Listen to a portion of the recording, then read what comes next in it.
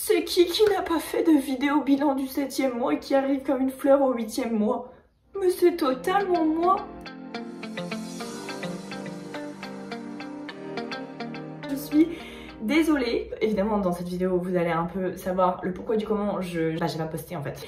J'ai pas eu le temps, de filmer, encore moins du coup le temps de monter, forcément. Donc voilà, on est là un petit peu pour faire le bilan du 7e et du 8e mois. Et donc en même temps, vous allez apprendre des choses qui font que vous allez comprendre davantage pourquoi j'ai moins posté. Je vais essayer de poster plus. Alors pas forcément ces prochaines semaines, hein, parce que vous allez voir, je suis en période d'examen. Mais après, quand je serai en vacances et que j'aurai fini. Maintenant, c'est parti! Comme d'habitude, les vidéos bilans vont s'organiser de manière très simple. On va commencer par ma vie sociale, puis ma vie scolaire, ma vie personnelle, les activités réalisées sur du coup ces 2 mois et on va finir par mon niveau d'anglais. Après ce 8e mois, il ne s'est pas passé énormément plus de choses que dans mon 7e mois. En fait, ça va se rejoindre. Donc d'un côté, c'est pas plus mal qu'on fasse un peu le bilan des 2 mois en même temps parce que du coup, ça va bien. Voilà, ça c'est sur la même ligne. Donc on va commencer tout de suite. Ma vie sociale, eh bien c'est très simple. Pour rappel, le 7e mois c'était de mi-mars jusqu'à mi-avril. Donc du coup c'était il y a un mois clairement.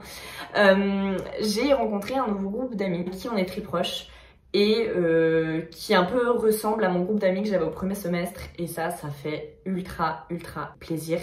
Vraiment, je ne pensais pas retrouver des personnes aussi géniales qu'au premier semestre. Évidemment, les personnes du premier semestre me manquent énormément. Ce n'est pas non plus la même chose. Je ne vais pas dire que c'est exactement la même chose, mais on retrouve un peu cette atmosphère que j'avais au premier semestre dans mon groupe d'amis. Et c'est pour ça que le groupe d'amis de français, dont je vous ai certainement parlé avant, et moi un peu moins, je les adore toujours autant, je les aime trop, j'adore sortir avec eux et tout évidemment. Mais c'est vrai qu'avec des étudiants internationaux, ça ressemble davantage au groupe que j'avais au premier semestre en fait, tout simplement. Donc ça me rassure un petit peu et c'est peut-être aussi pour ça que je sors un petit peu plus avec eux maintenant.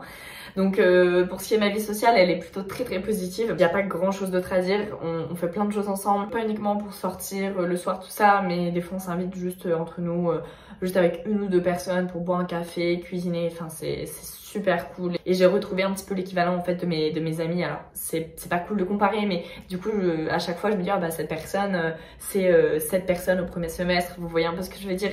Et donc ça me fait du bien. Et donc sur ces 2 derniers mois vraiment j'ai profité, surtout après les vacances, je me suis vachement rapprochée de ce groupe là d'internationaux avec aussi des Français d'ailleurs. 2 Français, une française et 3 Belges, mais qui viennent de la partie wallonne, donc du coup ils parlent français aussi.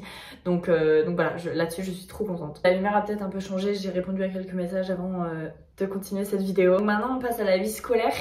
J'adore bouger quand je fais mes vidéos, c'est pour ça, voilà, je prends l'espace que j'ai autour de moi. Donc concernant ma vie scolaire, la vie scolaire c'est pas... Ça se passe, on va dire. Cette université, encore une fois, je le répète, comme j'ai fait une vidéo là-dessus que je vous mets... Je sais plus, je crois que c'est là. Je vous la mets là, concernant mon université, pour avoir un petit peu plus de détails. Mais en gros, l'université de Malte, qui apparemment est classée 8e au classement européen. Tu me dis que c'est 8 sur 10, je veux bien te croire, mais alors si c'est 8 au classement européen, je suis un peu sceptique hein, quant aux data de cette étude, parce que vraiment cette université, en tout cas en tourisme encore une fois, hein, c'est pas trop ça. J'ai l'impression que en fait cette université, déjà je n'ai jamais vu une université aussi mal organisée. Je ne sais pas comment sont faits les classements européens des universités, mais je trouve que l'organisation est quand même une partie très importante. Moi qui suis en tourisme, j'ai pas mal de sorties scolaires. Ça peut être chouette pour découvrir concrètement comment est mis en application ce que l'on voit en cours et pour voir un peu les domaines dans lesquels on peut travailler. Mais en attendant, il y a des classes qui sont annulées, d'autres qui sont reportées et du coup parfois il y a 2 classes qui vont se retrouver au même moment. Parce qu'encore une fois, je le rappelle que j'ai des cours non seulement de première année, mais aussi de 2e et de 3e année. Donc du coup, il y a des fois des cours que j'ai en première année qui vont être en même temps que les cours de 2e année quand ils sont reportés. Donc c'est très compliqué de s'organiser. Sur les 2-3 dernières semaines, j'ai séché des cours, soit sans le faire exprès, parce que je savais pas en fait que le cours avait été décalé. Exemple tout bête, la semaine dernière, il y avait cours de airline management, mais il n'y avait pas écrit dans l'emploi du temps, donc moi évidemment je n'y suis pas allée puisqu'il n'y avait pas écrit dans l'emploi du temps, donc je me suis dit ok, le cours est reporté. Et il y avait. Donc voilà, c'est toute une organisation, il faut vraiment bien suivre l'université parce que c'est très compliqué. Il y a aussi un cours auquel je n'ai pas pu assister la semaine dernière parce que j'avais 2 cours en même temps. Donc du coup, j'avais Sustainable Tourism et Island Tourism en même temps. Donc c'est ce genre de choses qui est très très énervant et j'ai l'impression que depuis que j'ai fait ma vidéo sur l'université, eh ben c'est encore pire en fait niveau organisation. Et en fait comme ils n'appellent pas les matières par leur nom, ils les appellent par leur code. Et donc du coup c'est assez pénible quand à chaque fois tu dois aller checker le code, ça correspond à quelle matière. Comme en plus j'ai 3 emplois du temps différents puisque j'ai cours avec les 3 années d'université, c'est encore plus compliqué.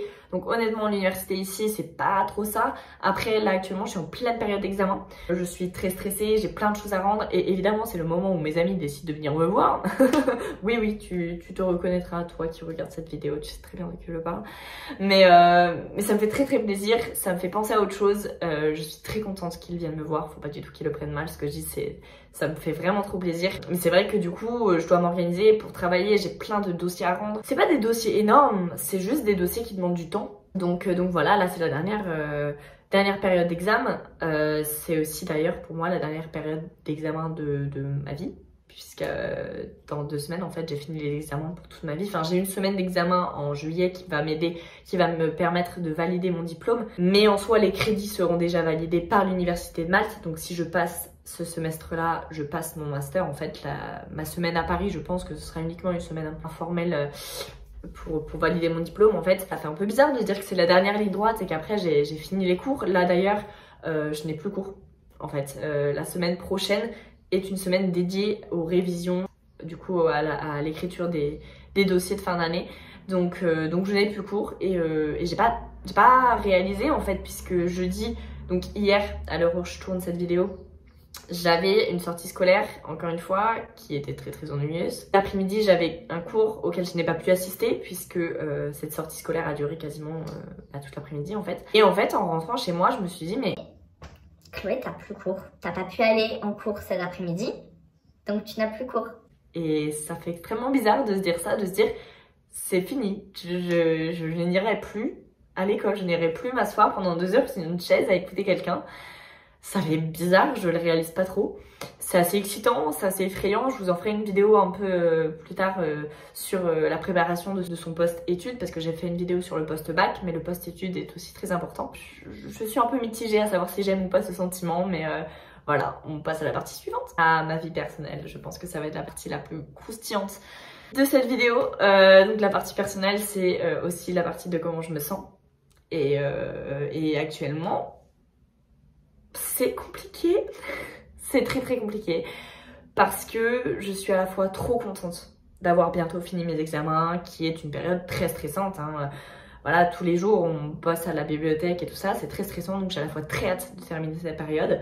Mais je me dis que quand cette période sera finie, ok, ça annonce le début des vacances, mais ça annonce aussi la fin de quelque chose pour moi, non seulement la fin de mes études, la fin de mon aventure ici.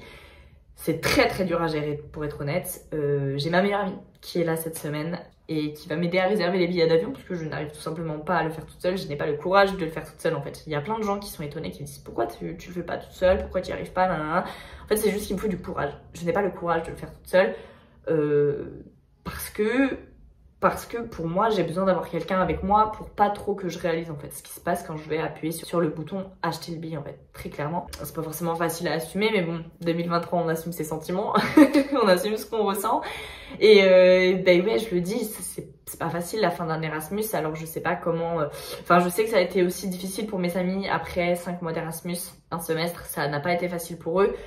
Imaginez un petit peu 1 an, comment ça peut être, enfin du coup 10 mois, comment ça peut être. C'est pas facile à gérer, c'est vraiment un sentiment très très paradoxal où on est à la fois excité de se dire c'est la fin des études, du coup on peut faire plein de choses, et à la fois bon bah c'est la fin d'une aventure. Donc mon ressenti personnel est plutôt mitigé en ce moment, mais en fait j'aime trop ma vie ici, donc je me dis tout simplement enjoy, profite du moment présent, et c'est ce que je fais. Je suis également trop heureuse en ce moment, je suis vraiment très contente. Bien que je sois très stressée par les examens, je suis très contente de ce qui se passe dans ma vie. Je pense pas que cette personne va regarder cette vidéo, donc je peux peut-être le dire, et de toute façon c'est rien, genre je le dis comme ça. Mais j'ai rencontré une personne il y a du coup pendant mon 7e mois ici, donc c'est pour ça que je n'ai pas parlé dans ma vidéo précédente du 6e mois. J'ai rencontré une personne ici qui a un peu...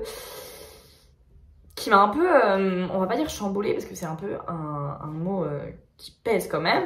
Mais voilà, c'est une personne que j'apprécie énormément. C'est une personne avec qui je suis très heureuse et c'est aussi pour ça en fait que je me dis profite du moment présent avec tous ceux qui t'entourent et profite de ton environnement parce que j'ai pas envie de dire que ça va pas durer mais tout a une date d'expiration ici. Donc pour être honnête c'est comme ça que je le vois en fait, c'est pas forcément la meilleure façon mais bon c'est comme ça que je le vois, on a tous une date d'expiration plus ou moins longue mais voilà. Et en fait avec cette personne je me sens très très bien. Voilà, c'est une personne, voilà, hein, c'est pas, j'ai pas envie de trop mettre en avant cette personne, déjà parce que j'ai peur que cette personne regarde cette vidéo. Mais en tout cas, c'est aussi la raison pour laquelle je postais moins, parce que du coup, je passais du temps avec cette personne. Donc forcément, j'avais moins le temps de filmer, j'avais moins le temps de monter. Puis en plus, il y a la période d'examen qui est arrivée, il y a eu les vacances, enfin voilà, il y a eu plein de choses qui se sont passées. Donc voilà, pour la faire courte, j'adore cette personne. C'est vraiment une personne avec qui je suis heureuse, avec qui je me sens bien. Spoiler alert, si mes parents passent par là, non, c'est pas une personne avec qui je suis en couple. Voilà, on fait un petit disclaimer. On fait un petit disclaimer si la famille passe par là. Non, je suis toujours bel et bien célibataire. Mais voilà, en gros, ce qui se passe, c'est ça. C'est aussi que voilà, j'ai eu moins de temps pour filmer parce que je passais plus de temps avec cette personne. Aussi, ce qui s'est passé dans ma vie personnelle, c'est le fait d'être rentrée en France. Le fait d'être rentrée en France pendant les vacances.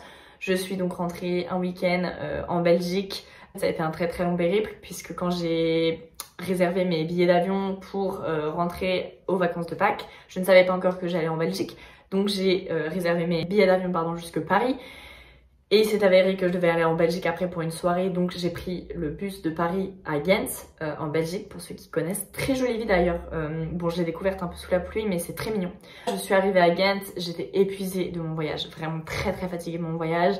J'avais très très peu dormi la veille. Donc voilà, c'était pas des conditions optimales, mais j'ai vraiment beaucoup profité de ce week-end avec mes amis du premier semestre. Et je suis malheureusement repartie même pas 24 heures après pour retourner sur Paris, passer la nuit sur Paris. Et le lendemain matin à 6h30, j'avais mon train pour retourner donc chez moi en Bretagne. Et d'ailleurs, fun fact, je suis restée bloquée 3 heures dans le train à Rennes. C'était l'enfer. On adore la SNCF. Voilà, en tout cas, j'ai vraiment profité de ce week-end, mais en rentrant en France, et là, je sais que je vais en décevoir certains, du coup ceux qui sont en France.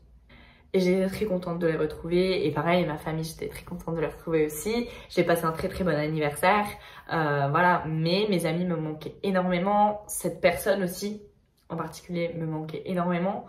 Et ce qui est assez bizarre parce que en général, donc cette personne-là me manquait de manière un peu différente de mes amis. Et en général, c'est rare, les personnes qui manquent, c'est rare. Donc c'est que vraiment, j'ai noué des liens avec ces personnes-là extrêmement forts en fait. Enfin, comme avec mes amis du premier semestre, hein, bien sûr. Et donc voilà, j'avais envie de rentrer. J'ai quand même bien profité en fait du moment que j'avais en France et j'ai vraiment passé un très très bon anniversaire. Si les gens qui étaient à mon anniversaire passent par là, je vous fais des bisous, c'était trop bien. J'ai eu des très beaux cadeaux et tout ça, donc j'étais quand même très très contente. Hein. Faut vraiment voir le côté aussi positif. Hein. J'étais quand même très contente de les voir, mais c'est un sentiment extrêmement difficile à expliquer. Si vous n'avez pas vécu à l'étranger, si vous n'avez jamais vécu ce que je vis moi et ce que vivent du coup tous les Erasmus, ou peut-être que vous pouvez le prendre mal et vous dire ah oui, elle avait pas envie de rentrer, nanana, c'est pas ça. C'est un sentiment très très paradoxal. J'avais envie de rentrer, j'étais très contente de les revoir, vraiment j'étais heureuse, mais j'avais aussi très envie de rentrer à Malte parce que Malte c'est chez moi en fait. Donc voilà pour ce qui est un peu de ma vie personnelle. Ce qui était un peu long, mais voilà, j'ai des choses à dire sur la vie personnelle et il y a peut-être 2-3 trucs que je reprendrai pour faire des vidéos en fait, tout simplement. L'activité que j'ai faite du coup, eh bien c'est aller en Belgique et aller en France. Je trouve que c'est déjà 2 belles activités qui m'ont pris du temps et qui m'ont pris de l'argent. Donc voilà, c'est surtout ça en fait, les activités de ces 2 derniers mois. Pour ce qui est de ma meilleure amie, elle est arrivée hier, donc du coup le début du 9e mois. Donc j'en parlerai dans la vidéo bilan du 9e mois, puis surtout qu'elle vient juste d'arriver, donc pour le moment il n'y a pas grand chose à raconter. Donc les activités, qu'est-ce que j'ai fait d'autre? Je bosse beaucoup. Je suis apparue où je vais apparaître, je ne sais pas si elle aura déjà posté la vidéo ou pas, dans la vidéo d'une copine, d'une fille avec qui je suis très très proche, on est très très amis. Je vous mets sa chaîne en barre d'infos, c'est le petit monde de Katoche. Voilà, cette fille est géniale et je suis apparue dans sa dernière vidéo, où je vais apparaître du coup dans sa dernière vidéo. Une journée dans ma vie, quelque chose comme ça. Donc ça c'était super sympa et c'est vraiment ce genre de choses que j'aime faire avec eux, genre juste être 2 ou 3 personnes autour d'un verre ou aller cuisiner ou aller faire les courses, vous voyez ce genre de choses. Niveau activité, j'ai pas fait grand chose du coup. On va pas se mentir. Du coup, à part rentrer en Belgique et en Bretagne, qui sont quand même 2 belles activités, on va pas se mentir. On passe à la dernière partie, mon niveau d'anglais. Mon niveau d'anglais stagne un peu. Déjà parce que, bah voilà, j'ai déjà un très bon niveau, je parle couramment anglais à l'heure actuelle. Pour s'améliorer, c'est un petit peu plus compliqué, du coup, dans ces cas-là. À moins que l'on parle avec des natifs. On parle avec des natifs, ils utilisent des mots et des expressions que nous, en tant qu'étrangers, on n'utilise pas, tout simplement. Ça, par contre, c'est vraiment sympa. Parce que du coup, ça enrichit le vocabulaire et c'est vraiment bien parce que même si on parle couramment l'anglais, qu'on sait se faire très facilement comprendre, qu'on sait très facilement comprendre les autres, surtout du coup les étrangers, c'est toujours bien d'enrichir son vocabulaire. Faut vraiment pas s'arrêter à ce que vous savez déjà faire avec les compétences que vous avez en anglais. Si vous avez des très bonnes compétences en anglais, cherchez toujours à creuser plus. À moins que vous êtes bilingue, auquel cas là, bon bah, good for you. Mais donc je dirais que mon niveau d'anglais a stagné. En revanche, je crois que je l'ai dit dans la vidéo bilan du dernier mois, mais je donne des cours d'anglais en ligne depuis du coup 2 mois je dirais. Oui, à peu près 2 mois, c'est ça. J'ai commencé fin mars et en fait ça m'oblige à me replancher dans des cours d'anglais. Comment utiliser les temps, etc. Je donne un exemple tout bête. Il y a 2 semaines, un étudiant que j'avais étudiait le Present Perfect en cours. Donc du coup j'ai dû me repencher dessus. Comment utiliser le Present Perfect, comment le former, tout ça. Parce qu'en fait, quand on parle anglais tous les jours, c'est un peu comme quand on parle français. En fait, on ne sait pas quand est-ce qu'on utilise quel temps, on ne sait pas comment on les utilise, enfin, on ne sait plus. En français, on l'a jamais forcément su. Mais en anglais, on l'a su un moment, puisqu'on l'a appris en cours. Mais on l'a oublié, puisqu'on l'utilise dans la vie de tous les jours et on ne sait plus forcément comment ça s'utilise. Et donc, du coup, moi, ça me permet de me replonger dans les cours. Et aussi, du coup, de me dire, ah oui, Present Perfect, action du passé qui a des conséquences dans le présent, par exemple, tout simplement. C'est comme ça aussi que je m'améliore en me repenchant sur les cours que mes élèves ont. J'en ai 2, enfin j'en ai eu un 3e ce matin d'ailleurs, en classe prépa. J'espère que ça va bien se passer parce que la classe prépa c'est assez pointu, on va pas se mentir. Mais je suis très contente de donner ces cours d'anglais. On va pas se mentir que je fais vraiment ça pour l'argent. J'ai besoin d'argent, on va pas se mentir. Les fins de mois c'est pas toujours facile, je suis étudiante, donc voilà. Et finalement j'aime bien en fait la relation que je crée avec les élèves que j'ai. Ça se passe bien. J'ai l'impression que je m'en sors pas trop mal. Alors c'est pas mon métier d'être prof évidemment, mais en tout cas voilà, je trouve que je m'en sors pas trop mal et voilà, moi en même temps ça m'aide de mon côté à me replonger dedans dans les cours d'anglais et potentiellement à m'améliorer du coup en anglais, pas forcément au niveau du vocabulaire mais vraiment au niveau des conjugaisons, des trucs assez bateaux.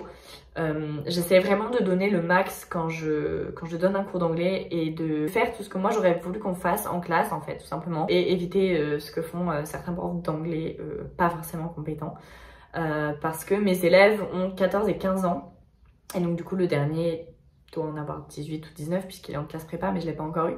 Et ils ont un niveau assez bas en anglais en fait, donc je me rends compte à quel point, soit dans la partie française de la Belgique, parce qu'un de mes étudiants est belge, ou en France, et ben en fait les profs ne sont vraiment pas compétents. Donc voilà, j'essaie vraiment de faire mon max. Ce n'est pas mon métier d'être prof, ils ne vont pas s'améliorer de manière incroyable avec moi, mais j'essaie de leur donner un peu le goût de l'anglais, ce qui n'est pas forcément facile.